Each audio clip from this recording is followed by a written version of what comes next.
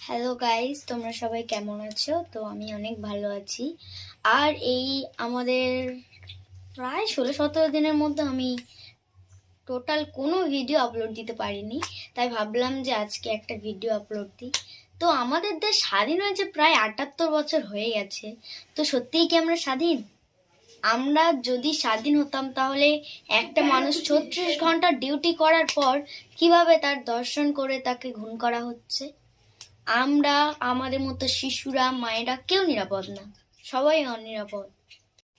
So আমার কাছে একটাই আবেদন যে আমাদের প্রধানমন্ত্রীর কাছে আমাদের ভারতবর্ষের প্রতিটা মা বোনেদের নজরদারিটা একটু বেশি করা দরকার, এবং আমাদের যে এইসব কুকর্ম বন্ধ হলেই আমরা তবেই ভাববো যে আমাদের ভারতবর্ষ স্বাধীন হয়েছে।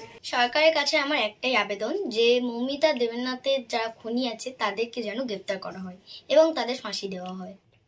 We want justice Moumita Debnath, এবং আমরা চাই যে মৌমিতা দেবনাথের খুনিদের ফাঁসি হোক।